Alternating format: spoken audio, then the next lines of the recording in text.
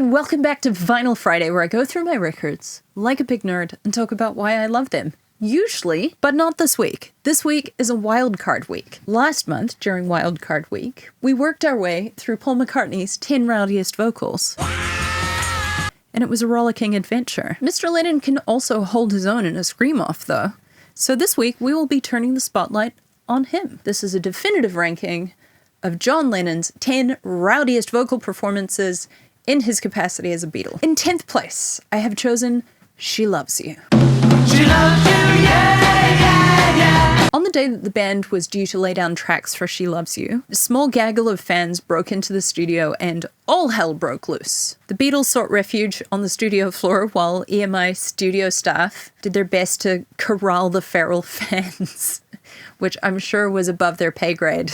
While this isn't one of Paul's grittier performances tonally, you can hear his voice jumping out of the mix, and it is positively glowing with giddiness. There's a rambunctious enthusiasm that saturates the recording, and a good chunk of it comes from John Lennon's rowdy vocal, particularly at the choruses. Yeah, yeah, yeah. In 9th place, I have selected Hey Bulldog. Much like She Loves You, Hey Bulldog is boisterous from the opening notes, and it just canters along like nothing else in their catalogue. John's performance is acidic throughout. If you're lonely, you can talk to me. But at the end, he turns into the titular bulldog?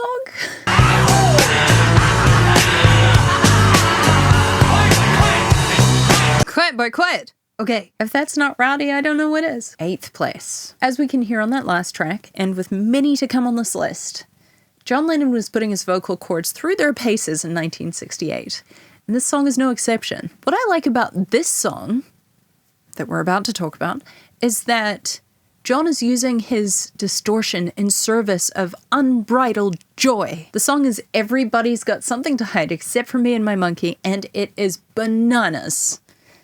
Pun intended. Come on, come on! Come on, come on! For some reason, if John is singing about an animal, irrespective of whether or not that animal is actually based on a real human being, you can be sure that John is channeling said animal in his vocal delivery. He hoots and howls and hollers his way through this one. Come on, it's such a joy! Come on, it's such a joy! Bonus points awarded for the blabbering gibberish closing on this song.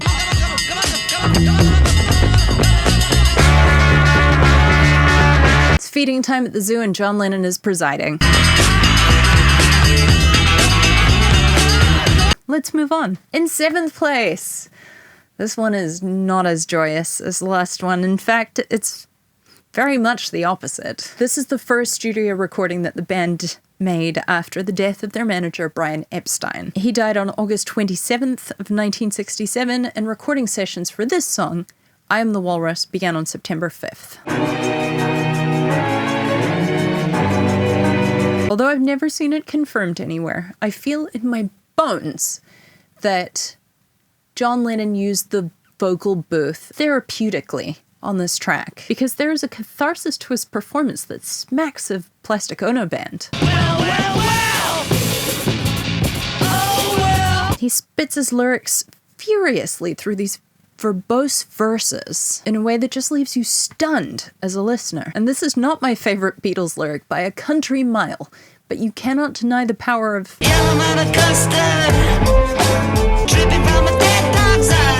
it's like he's gargling rocks. In 6th place, Happiness is a Warm Gun. She's not a girl who misses much.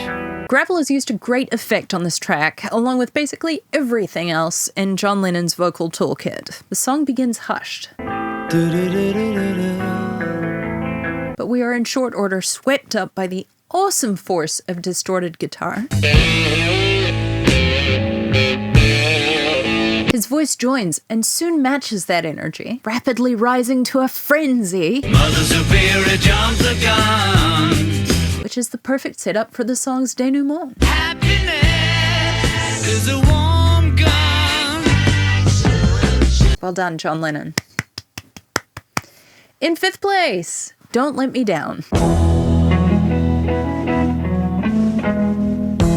In this, perhaps John Lennon's greatest ode to abandonment issues, his gritty delivery becomes an entreating keen, a beg. Don't let me down! It's simple, but infinitely more effective than a poetic turn of phrase might have been. As listeners, we get how John Lennon is feeling because we're feeling it too. And because I awarded Paul McCartney extra points last time for being able to deliver these incredible roaring bellows in the bitter freezing cold. My hand's getting too cold to play a chord now. I'd better do the same for John too. Bonus points to John Lennon for singing in the bitter freezing cold. In fourth place. Yes, I'm lonely. Once again, this is a track that offers listeners a sneak preview of what John Lennon's early solo career is going to sound like. The aggrieved howling on the words lonely. Yes, I'm lonely. And evening. In the evening. Light the path to 1970s Mother.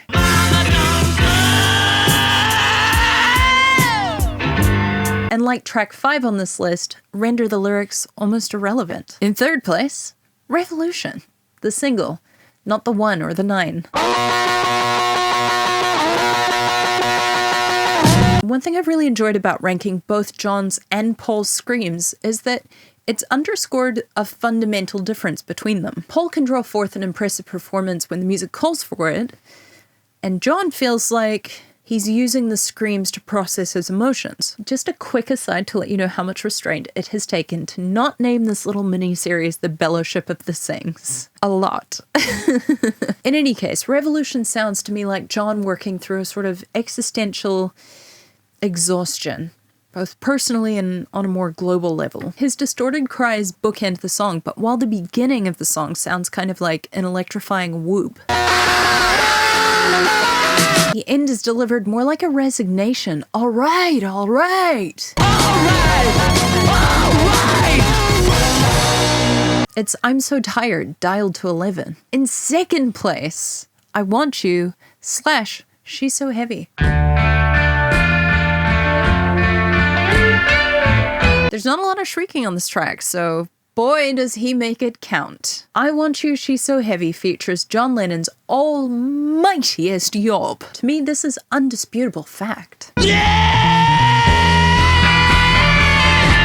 Damn! This is another one that I do with my Beatles cover band, the Elementary Penguins, and when our John Lennon roars that, I think it's my favorite moment in just about every set. Yeah!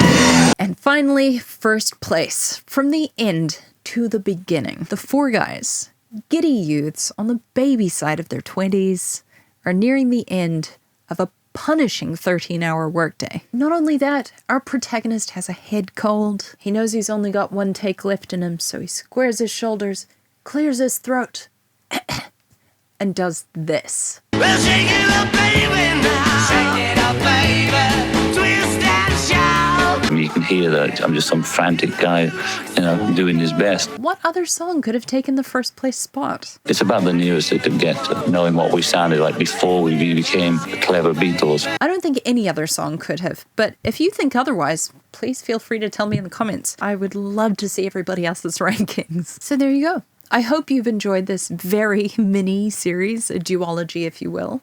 If you have, or you would like to support any of the weird things I do, I'll leave a link in the description to my Buy Me a Coffee page where you are most welcome to make a donation if you wish, but no pressure, my friends. Thank you so much to everybody who has made a donation or signed up as a member. I really appreciate you. If you're curious about what any of my original music sounds like, I'll leave a link in the description to that as well. There will be new music coming out in the coming months. My band has just finished an album.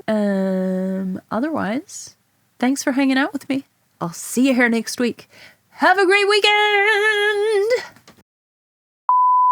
Storytime. Hello, friends. Again, it is I, your Storytime correspondent. What are we looking for? We're looking for Year Blues. Nope. Never mind, no Storytime correspondent. It's a different song.